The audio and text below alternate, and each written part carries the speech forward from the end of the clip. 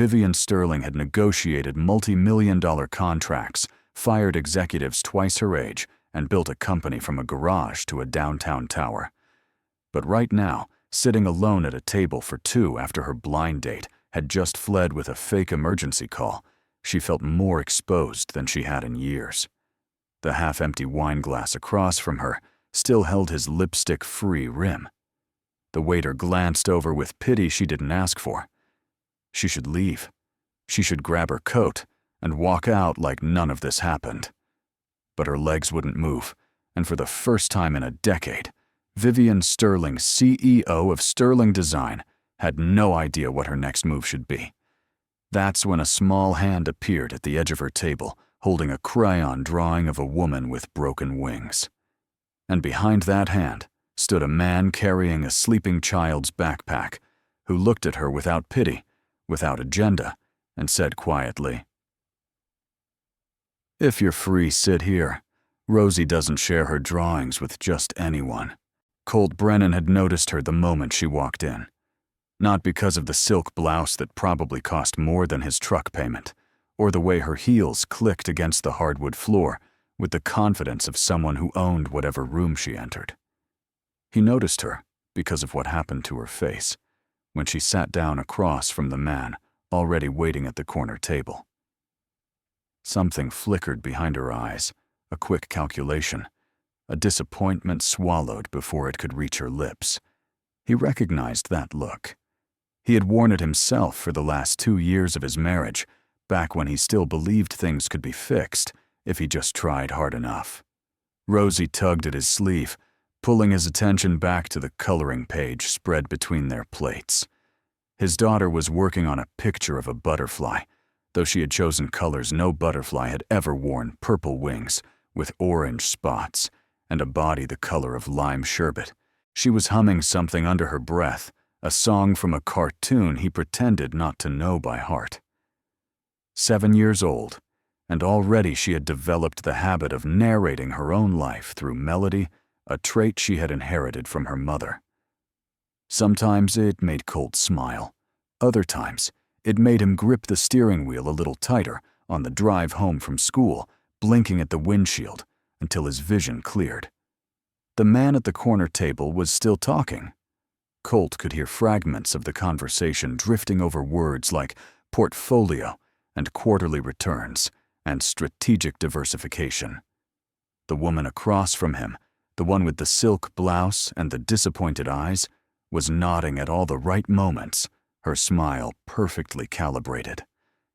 But her hand kept reaching for her water glass, her fingers tracing circles around the rim, and every few minutes, her gaze would slip toward the window like a bird looking for an open cage door. Colt knew that gesture too. It was the body's way of seeking escape when the mind was too polite to admit it wanted to run. Rosie looked up from her coloring, her crayon pausing mid-stroke. She tilted her head in that way she had, studying something only she could see. "Daddy," she whispered loud enough that it wasn't really a whisper at all. "That lady looks sad." Colt glanced at the corner table, then back at his daughter. "Maybe she's just thinking," he said, keeping his voice low.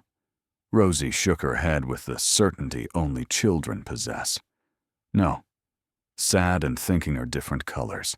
She's the sad one." She went back to her butterfly, adding a streak of red to the wings that hadn't been there before. The man at the corner table pulled out his phone, frowning at the screen. He said something to the woman, an apology wrapped in self-importance, then stood and walked toward the exit with the phone pressed to his ear. The woman watched him go, her shoulders dropping an inch when the door closed behind him. For a moment, she looked almost peaceful. Then the man returned, pocketing his phone with a shake of his head, and her shoulders climbed right back up to where they had been. Colt found himself wondering what it would take to make those shoulders stay down. Then he caught himself wondering and looked away, embarrassed by his own thoughts. He was here for chicken fingers and quality time with his daughter, not to psychoanalyze strangers. The waiter brought their food, arranging the plates with practiced efficiency. Rosie immediately began separating her fries into categories based on size a ritual she had performed at every restaurant since she was 4 years old. Colt cut his burger in half, watching from the corner of his eye as the man at the corner table launched into another monologue. The woman was nodding again, but something had changed in her posture. She looked tired. Now, the kind of tired that sleep couldn't fix. The man gestured broadly, nearly knocking over his wine glass, and didn't seem to notice the way she flinched back from his flailing hand. Rosie had abandoned her fry sorting to work on a new drawing. This one was different from her usual subjects: no butterflies or cats, or houses with smoke curling from the chimney. She was drawing a person, a woman with long hair and a dress that flowed off the edge of the paper. But something was wrong with the picture. The woman had wings, large sweeping wings that curved behind her shoulders, except the wings were bent at strange angles, broken in places that made them look heavy instead of light. Colt watched his daughter add careful shading to the damaged feathers, her face serious with concentration. "Who's that?" he asked, keeping his voice gentle. Rosie didn't look up from her work. "The sad lady," she said, as if this were obvious. "She has broken wings. That's why she can't fly away." Colt felt something twist in his chest, a familiar ache that came whenever his daughter saw too clearly the things adults tried to hide. He wanted to tell her that people don't have wings, that the woman at the corner table was just a stranger having a bad date, that sometimes sadness was temporary and didn't mean anything at all. But Rosie was already adding more details to the drawing's small stars, scattered around the broken-winged woman like a promise of light in the darkness. And Colt couldn't bring himself to take that away from her. The man's phone rang again, and this time, when he answered, his entire demeanor changed. He stood abruptly, nearly knocking his chair backward, and began speaking in rapid tones about something urgent, something that clearly couldn't wait. The woman at the table watched him pace toward the entrance phone pressed to his ear, and Colt saw the exact moment she realized he wasn't coming back. It wasn't relief on her face, not exactly. It was something closer to resignation, the expression of someone who had expected disappointment and received exactly that. The man pushed through the door without looking back, still talking into his phone, and the woman was left sitting alone at a table set for two.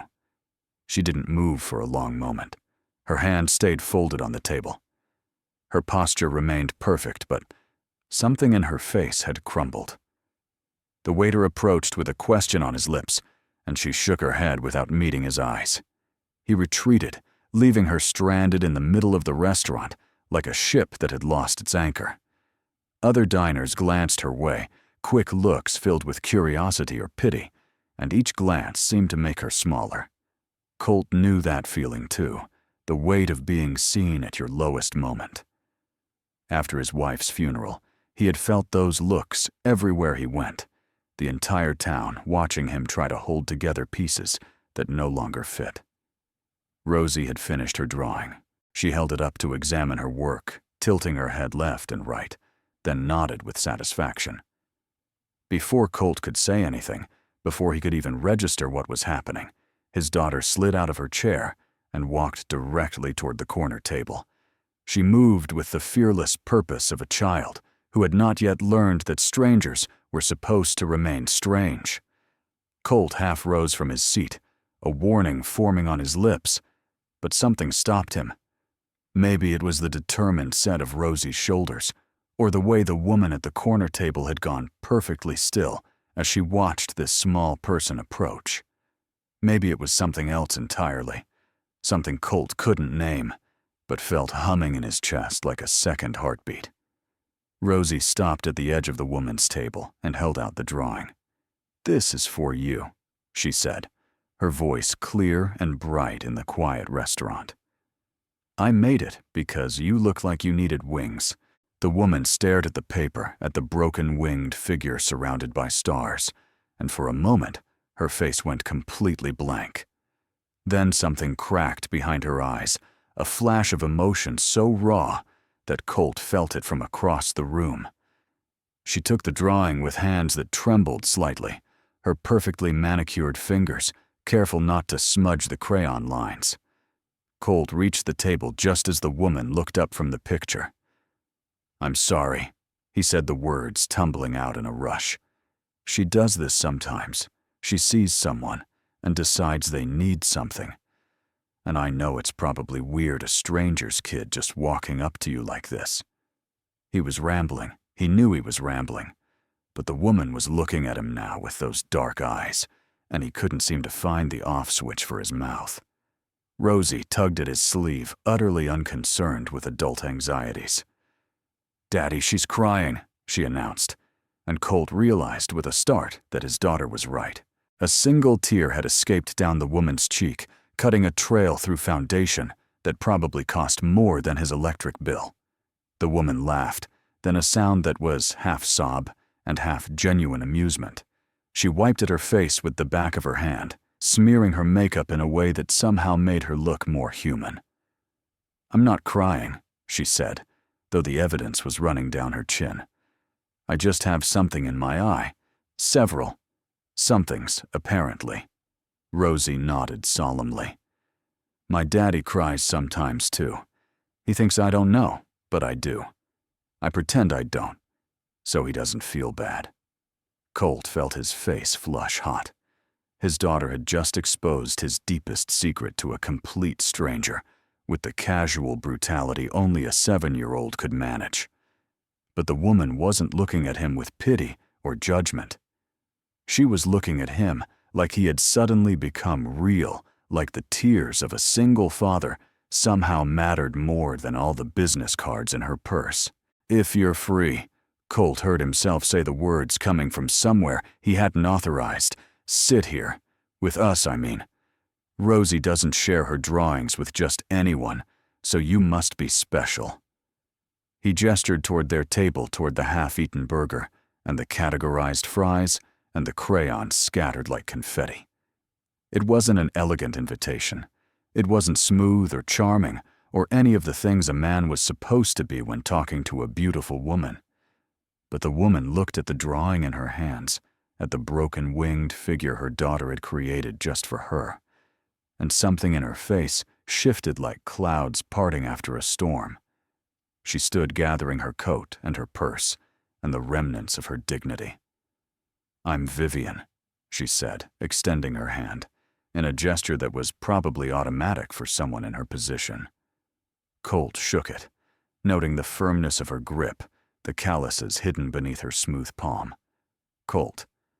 And you've already met Rosie." His daughter was already heading back to their table, dragging a chair from a nearby setting without asking permission. "Come on," Rosie called over her shoulder. "Your food is getting cold. Well, your new food. The other man's food is probably cold already because he left it."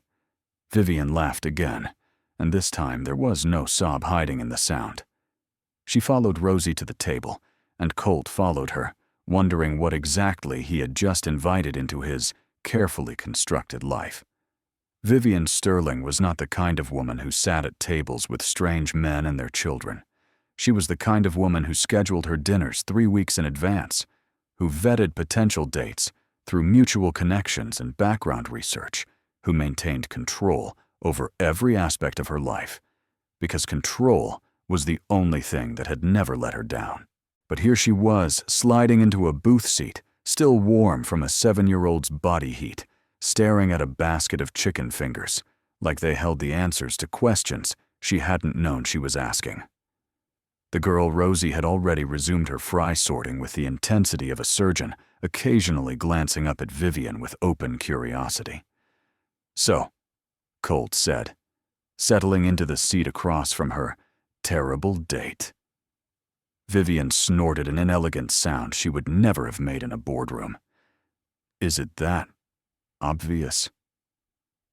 He shrugged a motion that drew her attention to the breadth of his shoulders, the way his flannel shirt strained slightly at the seams. Working hands, she noticed. Calloused fingers. Nothing like the soft-palmed men who usually pursued her. "Let's just say I've sat across from a few people who would rather be anywhere else. You get good at spotting it." There was no judgment in his voice, just observation, Vivian found herself wondering what else he had learned to spot in whatever life had led him to this booth. Rosie looked up from her fries. The man who left was boring, she declared. He talked too much about numbers. Numbers are boring unless they're about cookies. Like if you have 5 cookies and you eat 3, that's interesting because now you have 2 cookies left. But he was talking about numbers that don't have cookies attached. Vivian felt a laugh building in her chest, the first real laugh she had experienced in weeks. You know what, you're absolutely right. His numbers had no cookies attached at all. Rosie beamed at her with the satisfaction of someone whose worldview had been validated by an adult. Colt was watching them both with an expression Vivian couldn't quite read, something between amusement and wonder. The waiter appeared, and Vivian realized she had forgotten to eat during her previous dinner performance. She ordered a glass of wine, and the first thing her finger landed on in the menu, too distracted to care what it was. When the waiter left, she found herself studying the drawing Rosie had given her, the broken-winged woman surrounded by stars. "Why did you draw this?" she asked, surprised by how much she wanted to know the answer. Rosie considered the question with the gravity of a philosopher. "Because you looked like you needed to fly somewhere, but you couldn't. So I drew stars around you instead. That way you'd have something pretty to look at while your wings get better." Colt cleared his throat softly. "Rosie sees things differently than most people," he said. "She always has. Her mother used to say she was born with her heart on the outside." The past tense hung in the air between them, a door left slightly open. Vivian recognized grief when she saw it. She had worn it herself in various forms over the years, but she didn't push, didn't ask the questions that were forming in her mind.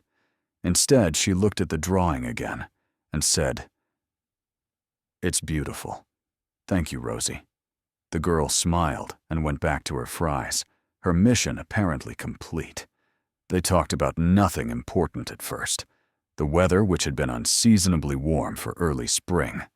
The restaurant, which Colt said had the best pancakes in the city if you came on Sunday mornings. Rosie's school, which was hosting a science fair next month, that she was determined to win with a project about which colors birds liked best. Small talk, the kind Vivian usually despised, but somehow it felt different here. There was no agenda beneath the words, no negotiation happening under the surface. Just 2 people filling silence with ordinary sounds, while a child organized her dinner by size.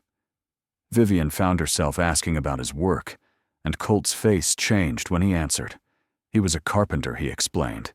Custom furniture mostly. He had his own workshop in a converted garage behind his house. Nothing fancy, but it was his. The way he talked about wood, about grain patterns and joinery, and the satisfaction of making something with his hands, reminded Vivian of how she used to talk about design before it became a business, before every conversation about aesthetics turned into a conversation about profit margins. She mentioned that she worked in design too, keeping it vague, and Colt's eyes lit up with genuine interest. "What kind?" he asked. "Interior, mostly. Commercial spaces."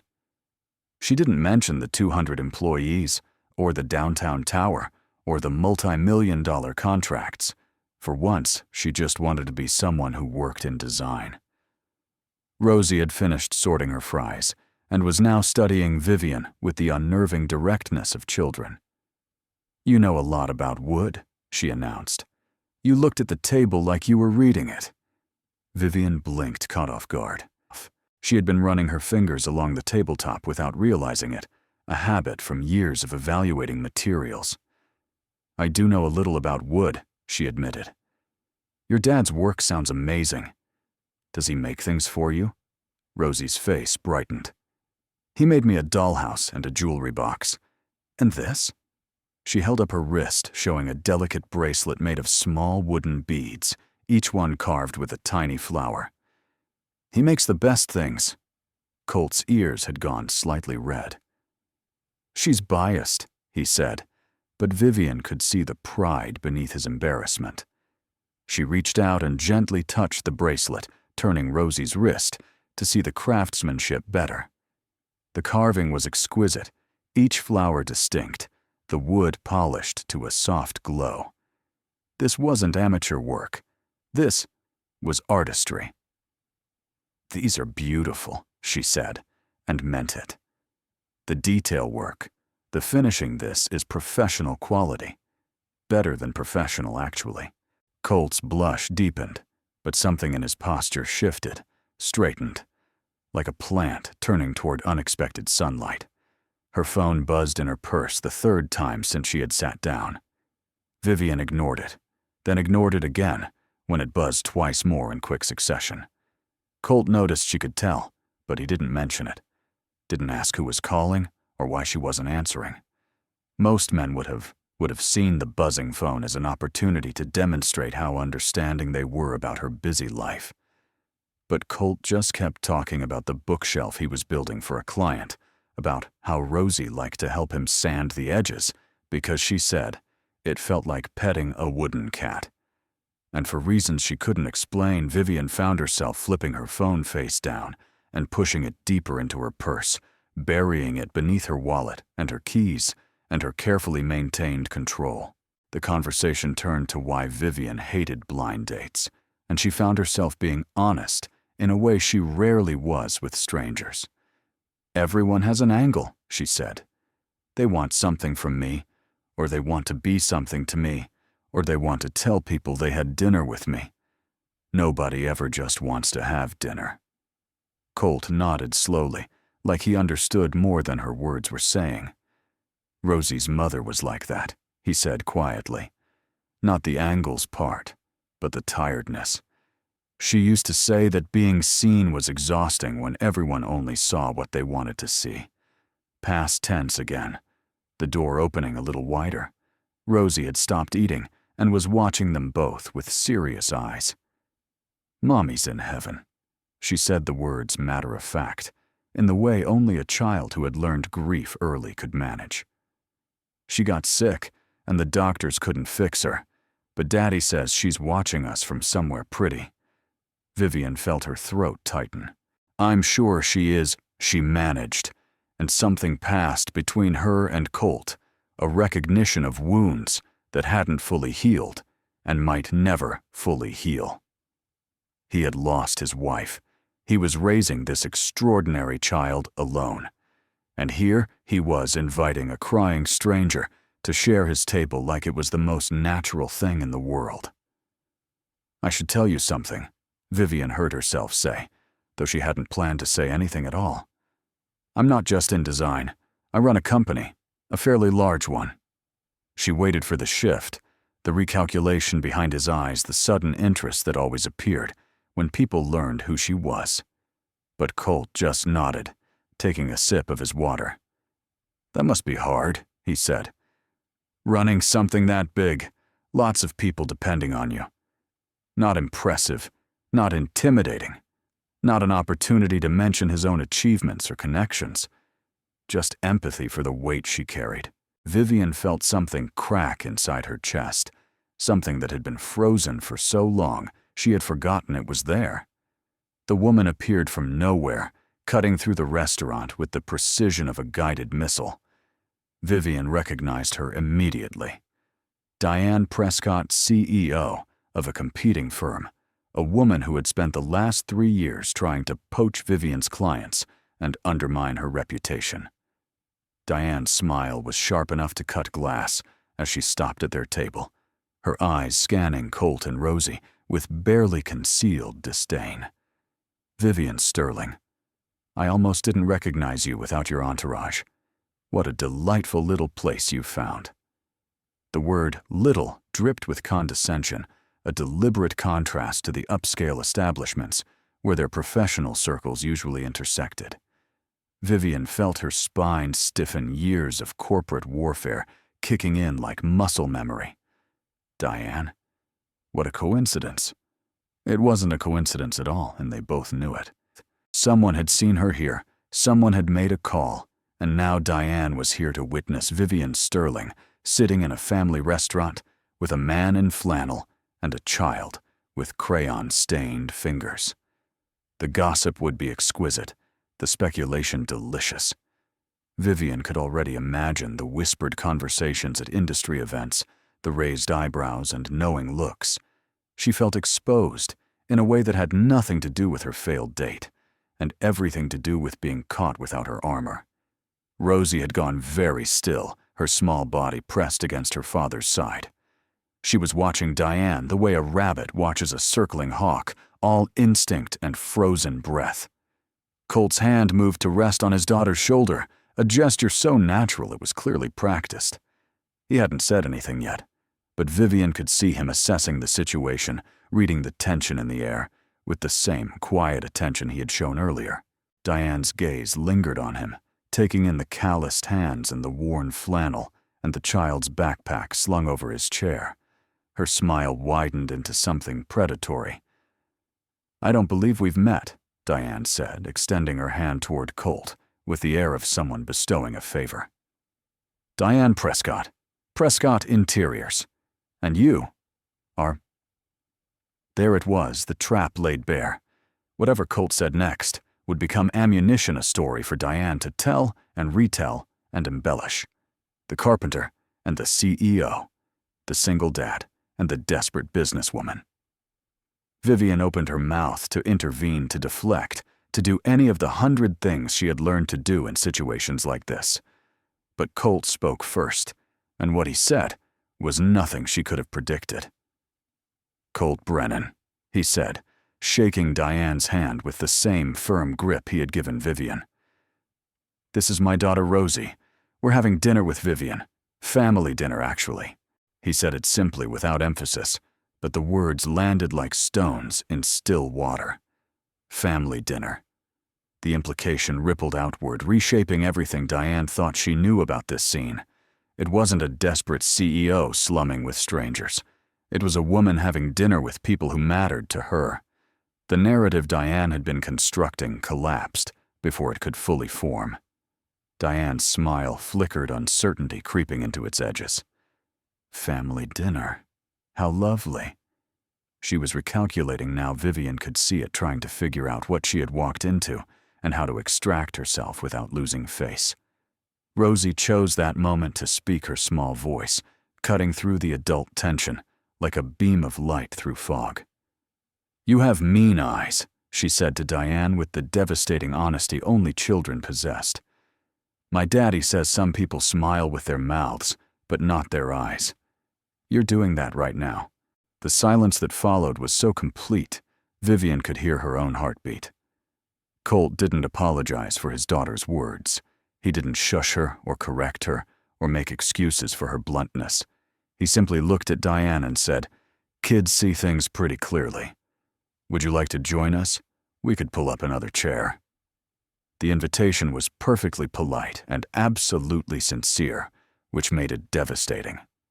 Diane couldn't accept without acknowledging she had come to gawk, and she couldn't refuse without proving Rosie right about her intentions. She stood frozen for a moment, her corporate mask slipping to reveal something smaller and meaner underneath. Then she laughed, a brittle sound that convinced no one. "Another time, perhaps. Enjoy your family dinner, Vivian. Colt. Rosie." She said each name like it was costing her something, then turned and walked away without looking back. Vivian realized she had been holding her breath. She let it out slowly, feeling something unknot in her chest that had been tied tight for years. Colt was watching her with quiet concern, not asking if she was okay, just present, ready to listen if she wanted to talk. Rosie had returned to her drawing, apparently unbothered by the encounter, though her hand had found Colt's under the table and hadn't let go. "Thank you," Vivian said, and the words felt inadequate for everything she was trying to express. "For what you said. Family dinner." Colt shrugged, that same easy motion that somehow conveyed more than words. "Wasn't a lie. You're sitting at our table. That's family enough for tonight." After Diane disappeared through the exit, Vivian sat in the aftermath of what had happened, trying to understand why she felt like crying again. Nobody had ever done that for her before. Not her board members, who measured every interaction in terms of strategic value. Not the men she had dated, who either wilted in the face of professional conflict or tried to fight her battles with testosterone instead of intelligence. Certainly not her own family, who had long ago decided that Vivian's success made her immune to the need for protection. But this man, this stranger, with his wood-stained fingers and his motherless daughter, had simply stated a truth and made it a shield. Family dinner, as if it were that easy, as if she belonged. "You didn't have to do that," she said finally, when the silence had stretched long enough to feel comfortable. "I'm used to handling people like Diane. It's part of the job." Colt tilted his head, considering her words. "I didn't do it because you couldn't handle her. I did it because you shouldn't have to. Not tonight. Not here." He paused, choosing his next words carefully. Everyone deserves somewhere they don't have to be on guard. Somewhere they can just eat dinner and talk about nothing. Thought maybe tonight this could be that place for you. Vivian felt something give way inside her, a wall she hadn't known she was still building. Rosie looked up from her drawing, apparently satisfied that the interesting adult drama had concluded. "Daddy says being strong all the time is like holding a heavy rock. Eventually your arms get tired, and you have to put it down." She said this with the certainty of someone repeating sacred wisdom. "He puts his rock down when he's in the workshop." "Where do you put yours down, Miss Vivian?" The question hit Vivian somewhere deep and unexpected. She tried to remember the last time she had truly put down her rock, the last time she had existed somewhere without armor or agenda. The memory wouldn't come. "I don't know," she admitted, and the honesty of it surprised her. "I've been carrying it for so long I've forgotten it's there most of the time." Colt nodded, like this made perfect sense to him. "That's the tricky part. The rock gets lighter the longer you hold it, but it doesn't get smaller. Just heavier in different ways." He wasn't looking at her with pity or with the hunger to fix her that men sometimes showed. He was just looking at her, seeing her the way his daughter had seen the broken-winged woman who needed stars. "Sounds exhausting," he added, and somehow those two words contained more understanding than all the therapy sessions and self-help books Vivian had accumulated over the years. "It is," she said. "It really is." And then, because the night had already broken every rule she had set for herself, she told him about it. Not all of it, not the details that would send him running for the familiar safety of normal people problems, but enough. The board meetings that lasted until midnight, the constant pressure to perform, to exceed, to prove that a woman could run a company as well as any man. The loneliness of being at the top, where every friendship was suspect, and every romance came with strings. The way she sometimes sat in her corner office after everyone had gone home and wondered if the view from the 20th floor was worth the climb. Colt listened without interrupting his attention, steady and complete. When she finally ran out of words, he didn't rush to fill the silence with advice or platitudes. He just sat with what she had shared, letting it exist between them without judgment. "That sounds really hard," he said finally. Not impressive or intimidating, or any of the words people usually use to describe her life. Just hard. An acknowledgement that achievement and suffering could occupy the same space, that success didn't insulate anyone from pain. Vivian felt tears threatening again and blinked them back. She had cried enough for one night. Rosie had been drawing again, and now she pushed a new picture across the table toward Vivian. This one showed 3 figures, 2 tall and 1 small, standing together on what appeared to be a grassy hill. The tall figures were holding hands with the small one between them. Above their heads, Rosie had drawn a sun with a smiley face and clouds that looked like cotton candy. "This is us," Rosie explained. "Me and Daddy and you. I drew us being happy together." She said it like it was already true, like this one dinner had been enough to build a whole future on. Vivian looked at the drawing, at the simple joy of the 3 crayon figures, and felt something shift in her chest that she couldn't name. "I like it," She managed, her voice rough around the edges. "I like it very much." Colt was watching her reaction with that same quiet attention, and when their eyes met, something passed between them that didn't need words. An understanding, a recognition, the acknowledgement that two broken people could sometimes make each other less broken, not by fixing anything, but simply by being present. By sitting at the same table and sharing the same meal and letting a 7-year-old draw pictures of a future that might never happen, but was beautiful to imagine anyway. The restaurant had grown quieter around them, the dinner crowd thinning as the hour grew late. Rosie had stopped drawing and was now fighting a losing battle against sleep, her head drooping toward Colt's shoulder before jerking upright, then drooping again. He watched her with the patient tenderness of someone who had performed this ritual 1,000 times before waiting for the moment when she would give in and let unconsciousness claim her. Vivian watched them both, this father and daughter, who had opened their table to a crying stranger and somehow given her back something she hadn't known she had lost. "We should probably get going," Colt said softly. His voice pitched low to avoid disturbing Rosie's descent into sleep. "School night. Plus someone is going to have crayon marks on her face if she falls asleep on those markers." He smiled as he said it, a real smile that reached his eyes and changed his whole face. Vivian found herself memorizing that smile, storing it somewhere safe, where she could take it out and look at it later when the corner office felt too big and too empty. She nodded, reaching for her purse, already feeling the evening slipping away like sand through her fingers. Rosie had lost her battle with sleep, her small body curling into Colt's side with complete trust. He gathered her up with practiced ease, settling her against his shoulder, where she fit perfectly like a key in a lock. The child's backpack dangled from his other hand, its cartoon characters grinning at Vivian in the soft restaurant light. This was what it looked like, she realized.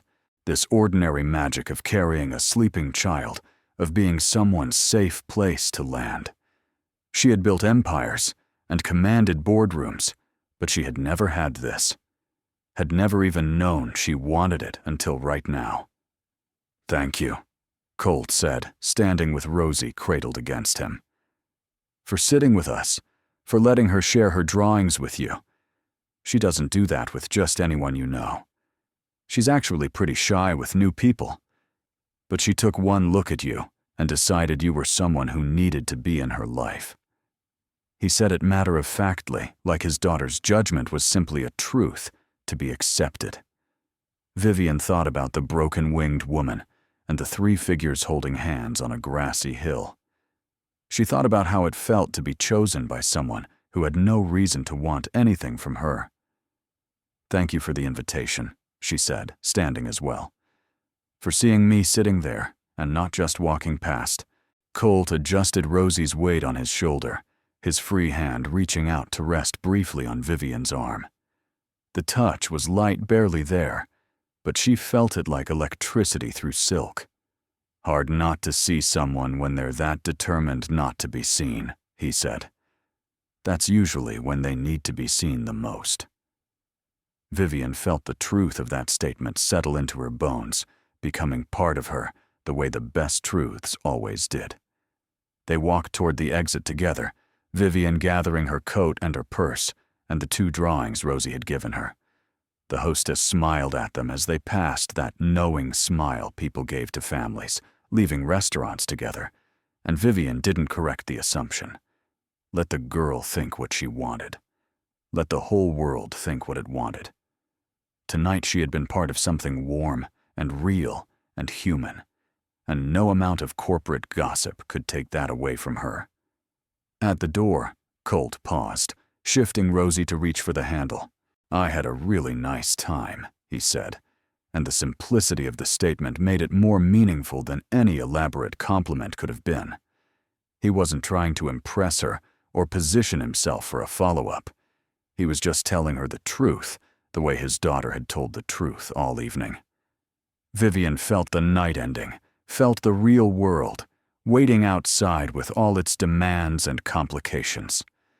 In a moment, she would walk out this door and become the CEO again, the woman with the corner office and the impossible standards, and the rock she carried everywhere without putting down. But not yet.